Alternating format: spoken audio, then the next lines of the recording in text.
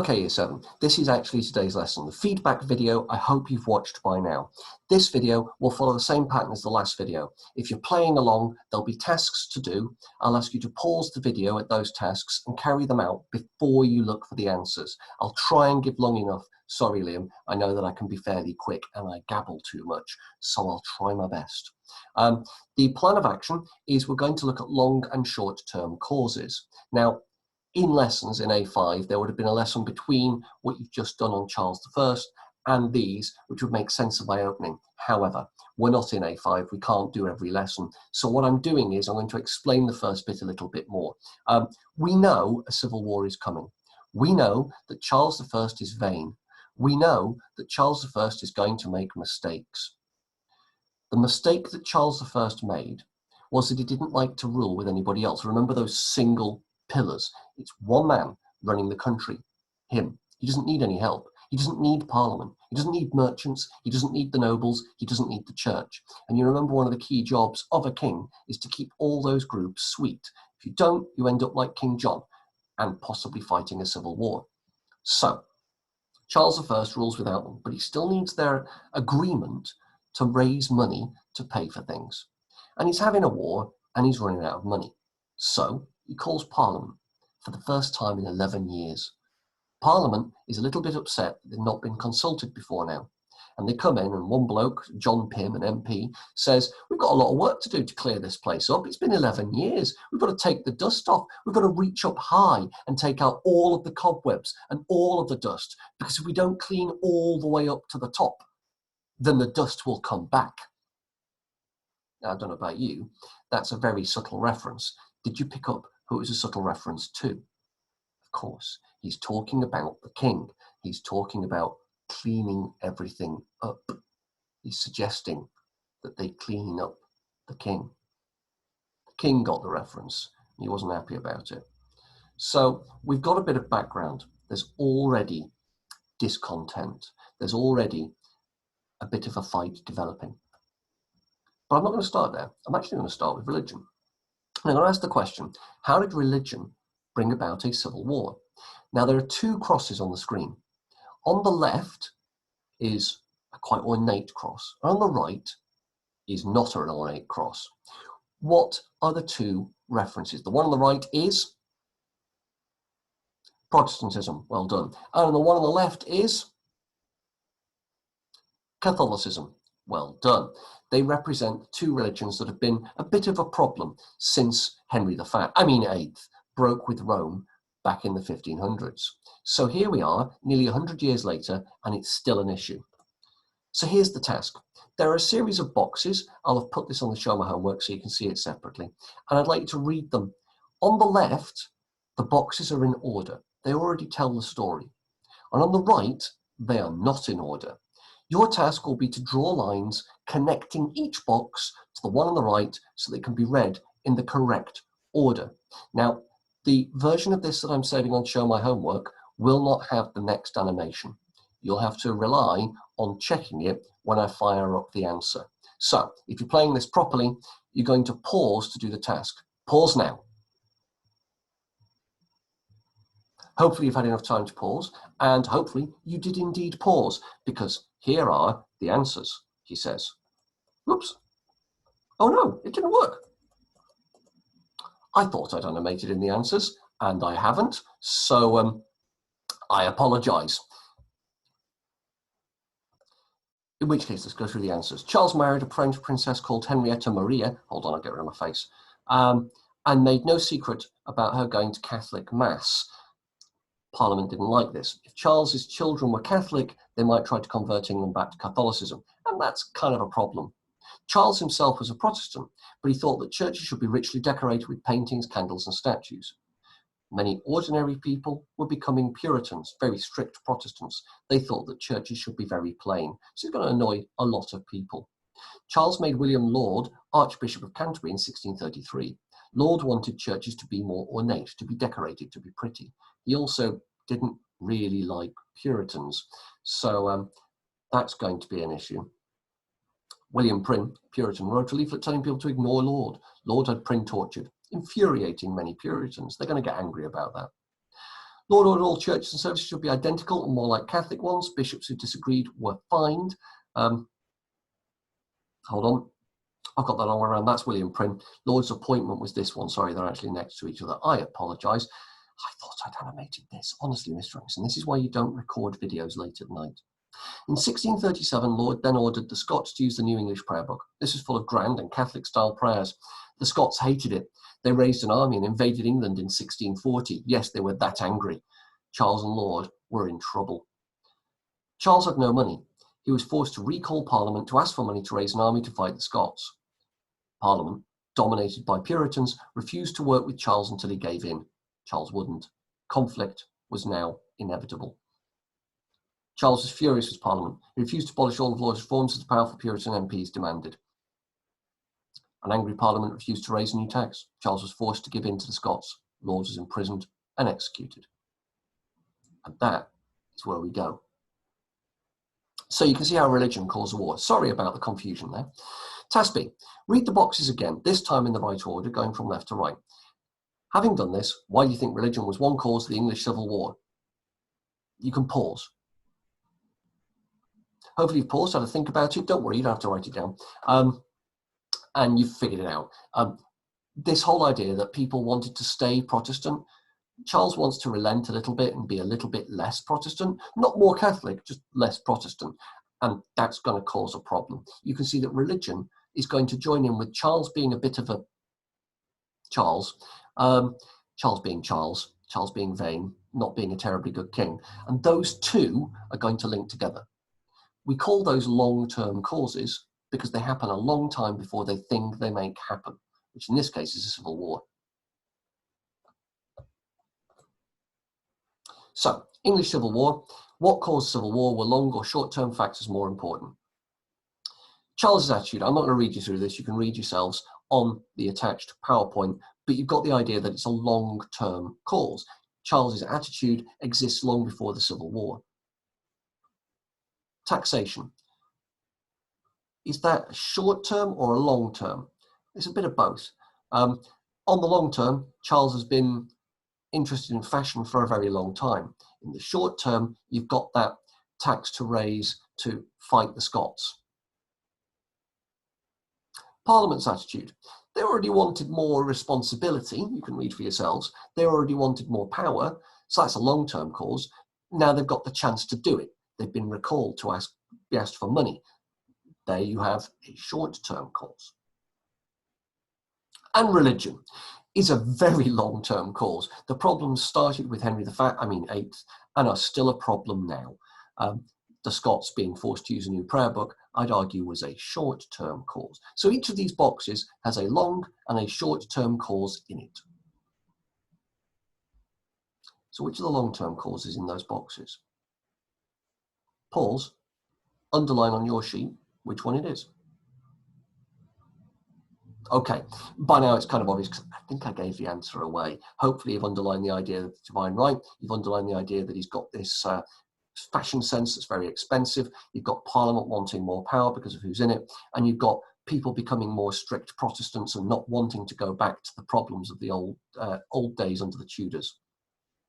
Task B, which of these causes was more important in causing the Civil War? Explain your answer. So what you're going to do, you're going to pick one of these boxes and you're going to explain why it's more important than the other boxes. So you might say something like, Charles's attitude is more important than Parliament's attitude because Charles was unwilling to work with anyone else. He saw himself as the single pillar holding up the state. His ideas were a bit out of date. Although Parliament was itching to get more power, under another king, they might have been given some kind of ceremonial role, some kind of role that didn't actually have power but looked like they did. Charles was never going to do this because of his attitude, and therefore his attitude, his problems are more important than Parliament's attitude. Do you see how that works?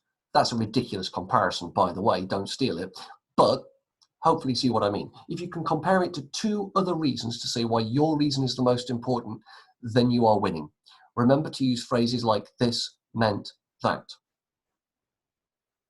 Now, the final task is a card sort, and you're going to match the correct events to their images and descriptions. Then you're going to put them in chronological order. Then you're going to work out what type of event they are. If the last ones were long-term causes, what type of event are these?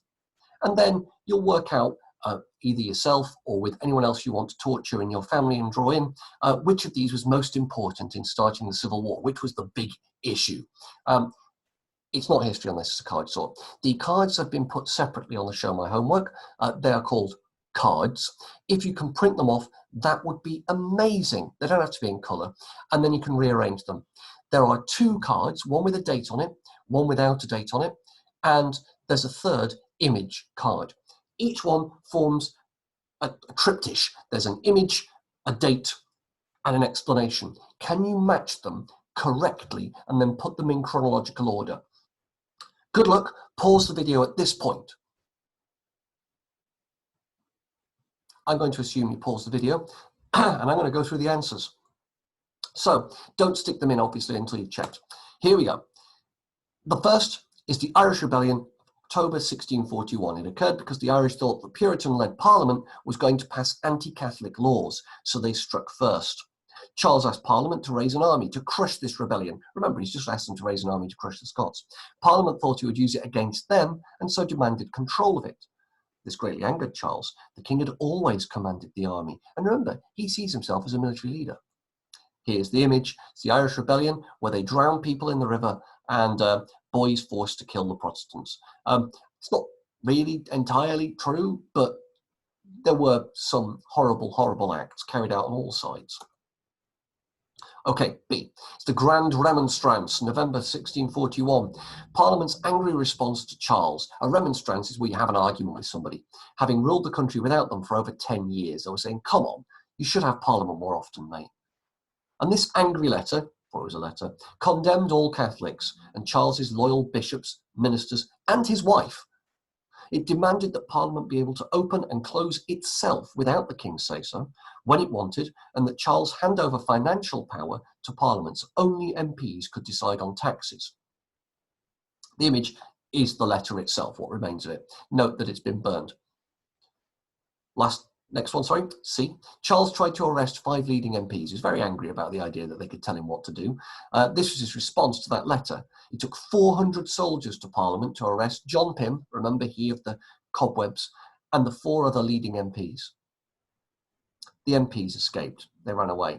It led to a famous exchange, and in the lesson I'd show you a film. If you want to look it up, it's on YouTube, and it's called Cromwell. I do not know the timestamp. Worth watching, it's a good film. Charles said, "Since I see all the birds are flown, I expect you to send them to me as soon as they return," he said to the Speaker of the House. The Speaker of the House responded, "I have neither eyes to see nor tongue to speak in this place, except as the House is pleased to direct me." In other words, he said, I won't dob them in, mate. It's not my job. If my MPs tell me not to tell you, I can't tell you. I don't see them unless they tell me that they want to be seen. This was a direct threat to Charles's power. Parliament was essentially saying, you don't tell us what to do, we'll decide for ourselves. It's a bit provocative, but there's not a lot Charles can do about it. I mean, he closes Parliament.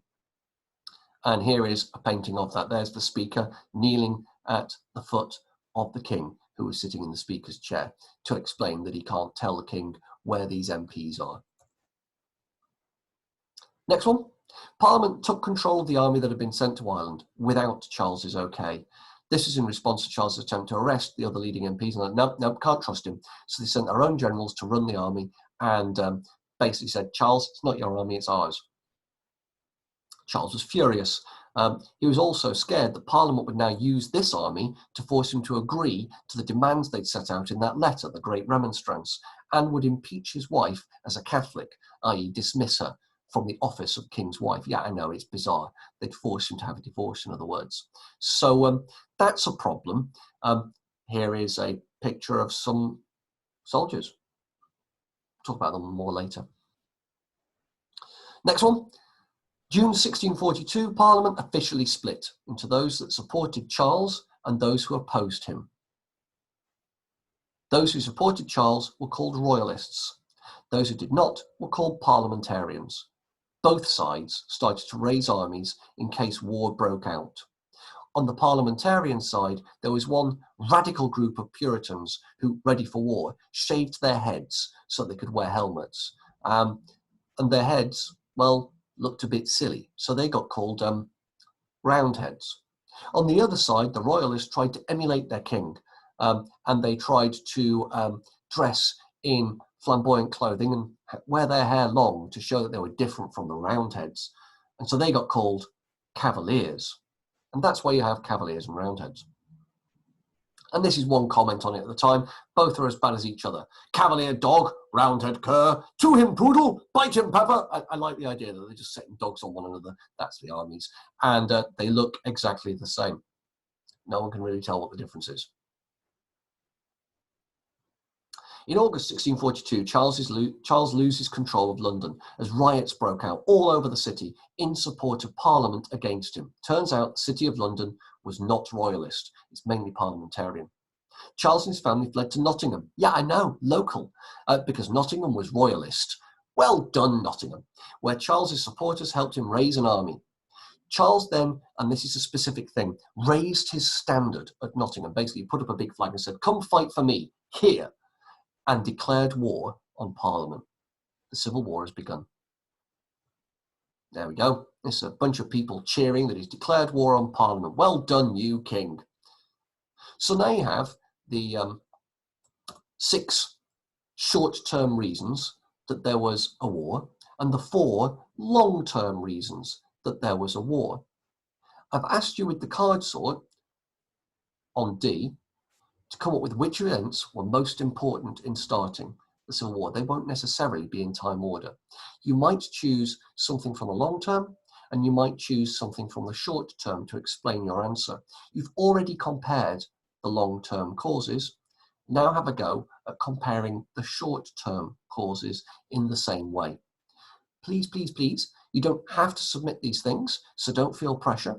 But do think about it. And if you do want to take a picture of the work that you've done and share it with me. Oh, I've not turned my video on. You've got a field. And I'm back. If you want to share your work with me, please do. I'm very, very much enjoying reading what you're doing and being able to respond to that. So yeah, it would be wonderful if you could share that with me. Hopefully this video has been helpful. Sorry for its length. And I will see you on Friday for our final lesson before half term. There's a reason I've done this one first, basically. So final lesson before half term, we'll talk about how the war began and what happened in the early stages. And then we've got a couple of lessons after half term before we start our final topic. So don't worry, there's no assessment on this one because it's a short topic. It's a sort of bridge. I hope it's interesting though. Thank you very much for watching if you have been, and I shall see you on Friday.